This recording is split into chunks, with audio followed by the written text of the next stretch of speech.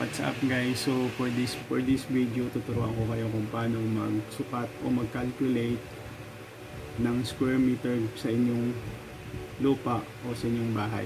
So bago yun guys, shout out nga pala sa kay Prince J. Spaldon. So let's start guys. Ayun guys, meron tayong formula dito. Sinulat ko na lang siya guys kasi mahirap hawak. Wala tayong magandang camera at saka madilim siya. So meron tayong ditong formula. So merong area, length o haba, width o lapad. So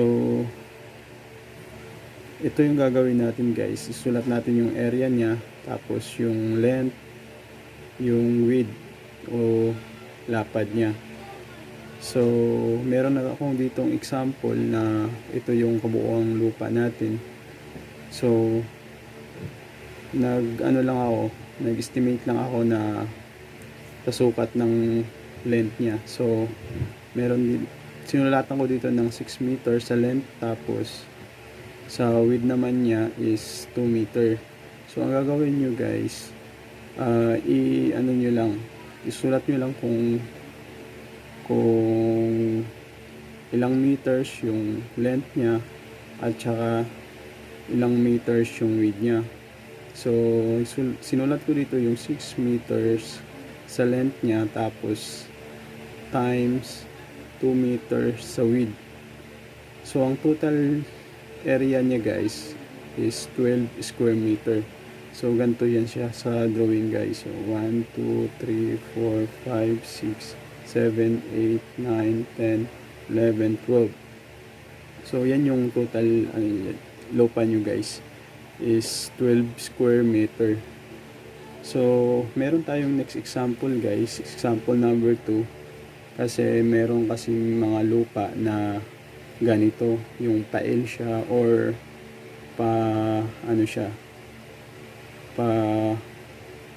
M. So same procedure pa rin guys. Meron tayong area 1 dito. So dito nga pala sa gantong klaseng lupa, kailangan hatiin natin siya pa square. So meron tayong area 1 at saka area 2 dito sa pangalawang example natin. So meron tayong, ang length niya dito guys is 30 meters sa length, tapos sa width naman is 10 meters. So sa area 2 meron tayong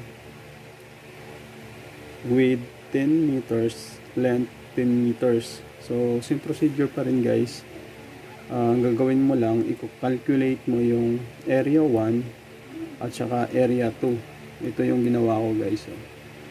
So same procedure, sulat mo dito yung sa area 1 first. So yung length niya is 30 meter times 10 meter sa width.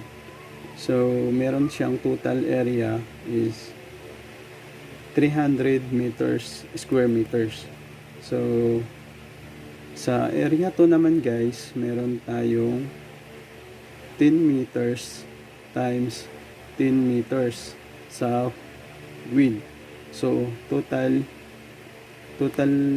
is 100 square meter. So sa next natin guys, kailangan lang natin siyang i-total lahat, plus na lang po, i-add na lang po natin to, area 1 at saka area 2. So first area is 300 square meter, tapos sa area 2 is 100 square meter. Ang total square meter niya guys is 400. So yun lang guys, sana may natutunan kayo sa video na to. So, keep it watching guys.